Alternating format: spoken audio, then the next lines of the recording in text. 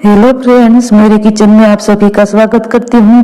आज की हमारी रेसिपी है गुजरात का फेमस सेव उसल की रेसिपी। ये खाने में बहुत ही टेस्टी लगता है और आप मेरे तरीके से बनाएंगे तो आपका सेव उसल बहुत ही टेस्टी बनेगा और घर के सभी लोगों को पसंद आएगा। ये सेव उसल को इस तरह की मोटी सेव के साथ सर्व किया जाता है और साथ ही साथ इसकी हम तरी भी बनाएंगे जिसे हम तीखी चटनी बोलते हैं और ये पाव के साथ सर्व किया जाता है। तो आप इसे एक बार जरूर ट्राई करें। अगर वीडियो पसंद आता है तो अपने फ्रेंड्स और फैमिली में शेयर करना मत भूलिएगा और मुझे कमेंट करके जरूर बताएं कि आपको मेरी सेव उसल की रेसिपी कैसी लगी।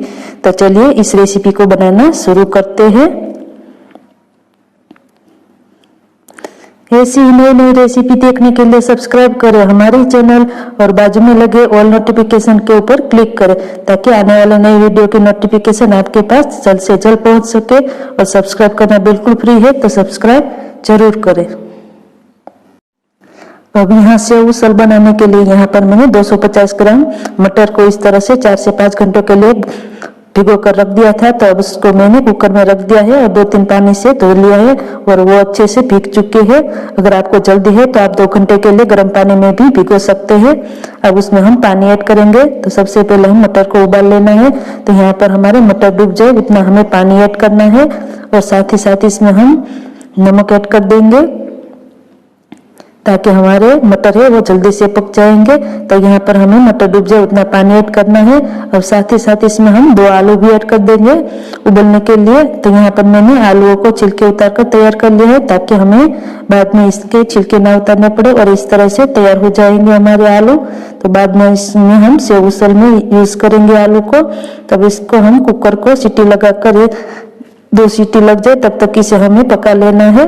तो यहाँ पर मैंने 2 विसल तक मटर और आलू को पका लिया है। तो यहाँ पर हमारे मटर अच्छे से पक चुके हैं। आप देख सकते हो इसी तरह के हमने पकाने हैं और आलू भी हमारे अच्छे से पक चुके हैं। तब इसे हम एक प्लेट पे निकाल लेंगे और बाद में इसके हम पीसेस बना लेंगे। आप चाहे तो मैश करके भी ऐड कर सकते हैं। तो यहाँ पर हमारे मटर अच्छे से उबल चुके हैं। तो अब इसे हम साइड में रख देंगे।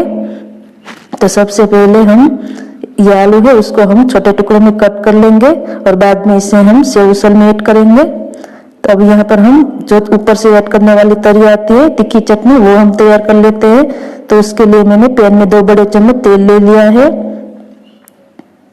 अब उसमें हम 1 चम्मच अदरक और लहसुन का पेस्ट ऐड करेंगे। यहाँ पर आप चाहे तो हरी मिर्च का पेस्ट भी ऐड कर सकते हैं।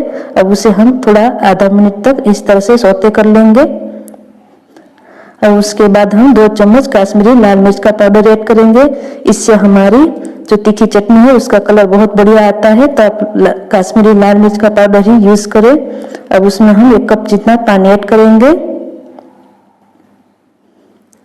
अब इसे हम धीमी आंच पर अच्छे से उबलने के लिए छोड़ देंगे। यहाँ पर हमारी तरी में से अच्छे से ऑयल लगना हो जाए तब तक इसे हमें पका लेना है। अब उसमें हम थोड़ा सा नमक ऐड कर देंगे स्वाद अनुसार।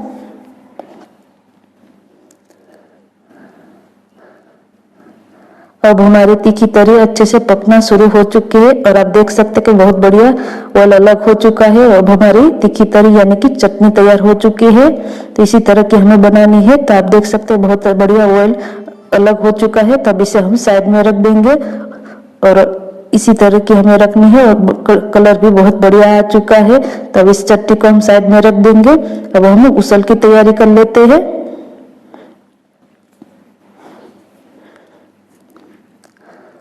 अब उसल को बनाने के लिए यहाँ पर एक बड़ी कढ़ाई ले ली है मैंने। उसमें मैंने 2 बड़े चम्मच तेल ले लिया है। अब उसमें हम थोड़ी सी हींग ऐड करेंगे ताकि उसल को हजम होने में बहुत ही आसानी हो और हमारा पाचन क्रिया बहुत अच्छे से हो। तो इसमें हम थोड़ी सी हींग ऐड कर देंगे। अब उसके बाद हम 1 तज का टुकड़ा और 2-3 चक्री फूल के टुकड़े ऐड कर देंगे। यहाँ पर आप चाहे तो लौंग के टुकड़े भी ऐड कर सकते हैं। आपको जितना खड़ा मसाला पसंद हो उस हिसाब से आप कम ज्यादा कर सकते हैं। अब उसके बाद 1 चम्मच अदरक और लहसुन की पेस्ट ऐड करेंगे। आप चाहे तो इसमें हरी मिर्च का पेस्ट भी ऐड कर सकते हैं। अब उसे हम आधा मिनट के लिए सौते कर लेंगे।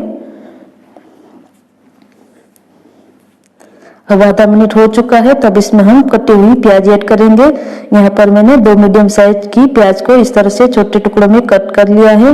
आप चाहे तो क्रश करके भी ऐड कर सकते हैं। और उसे भी अच्छे से मिक्स कर लेंगे। और हमारी प्याज का कलर चेंज ना हो जाए तब तक इसे हमें पका लेना है। थोड़ा सा हल्का गोल्डन कलर आ चुका है, तब इसमें हम एक कटा हुआ टमाटर ऐड करेंगे।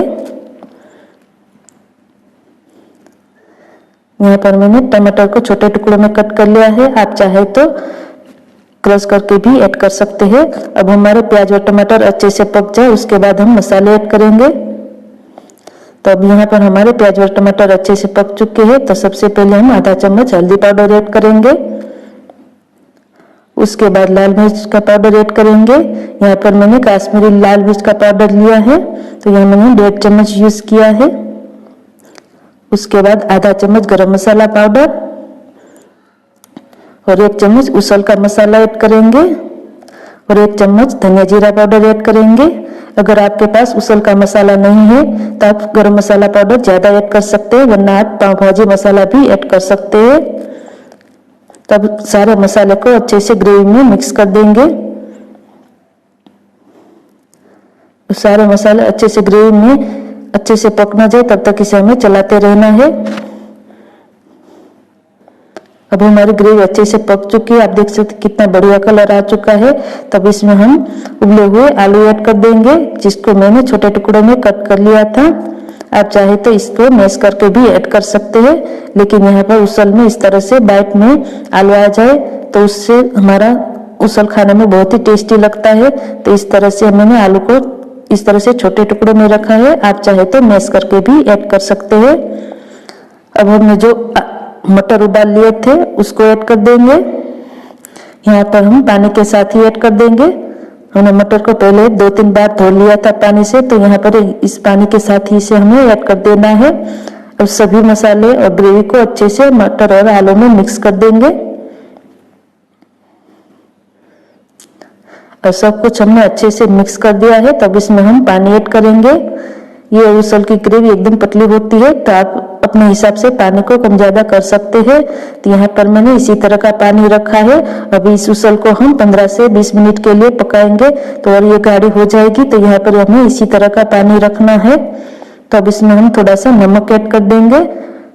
मटर को उबालने में भी हमने नमक ऐड किया था, तो ध्यान से ऐड करें। और 1 नींबू का जूस ऐड करेंगे। अब यहाँ पर उसल के टेस्ट को बैलेंस करने के लिए हम 1 चम्मच शक्कर ऐड कर रहे हैं, आप चाहे तो गुड़ का यूज भी कर सकते हैं। अब सब कुछ अच्छे से मिक्स कर देंगे। अब इस उसल को हम 15 से 20 मिनट के लिए ढककर पकाएंगे और धीमी आंच रखेंगे। तो यहाँ पर मैंने इसी तरह की ग्रेवी रखी है, जो बाद में गाढ़ी हो जाएगी थोड़ी। तो यहाँ पर हमें पानी इसी तरह का रखना है। तब इसे ढक्कन डालकर 15 से 20 मिनट के लिए धीमी आंच पर पकने के लिए छोड़ देंगे और बीच बीच में 2-3 बार चेक कर लेंगे। अब हमारा उसल बनकर तैयार हो चुका है। 15 से 20 मिनट हो चुके हैं। तो आप देख सकते हैं कि हमारी ग्रेवी इसी तरह की रह गई है और गाढ़ी हो चुकी है। आप अपने हिसाब से जितनी ग्रेवी पसंद है उस हिसाब से आप रख सकते हैं। इस उसल को हम पाव के साथ सर्व करते हैं, तो इसी तरह की हमें ग्रेवी रखनी होती है। तब हमारा उसल बनकर तैयार हो चुका है। तब इसकी हम सर्विंग कर लेते हैं। तो यहाँ पर मैंने उसल को एक बाउल में निकाल लिया है और चटनी के मैंने एक बाउल में निकाल लिया है। अब ऊपर से हम तीखी वाली चटनी ऐड करेंगे, जिसको हम तरी बोलते हैं।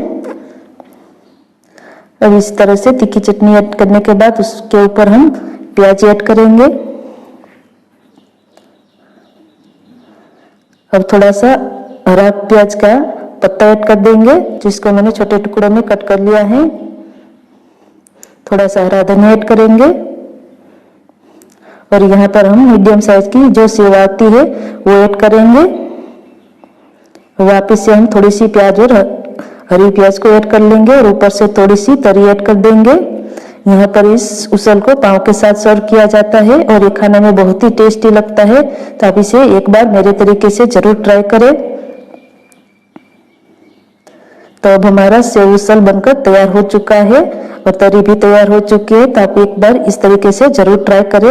अगर वीडियो पसंद आया हो तो अपने फ्रेंड्स और फैमिली में शेयर करना मत भूलिएगा और मुझे कमेंट करके जरूर बताएं कि आपको मेरी रेसिपी कैसी लगी। और ऐसी नई नई रेसिपी के लिए देखते रहिए पूजा की देसी गुजराती रेसिपी।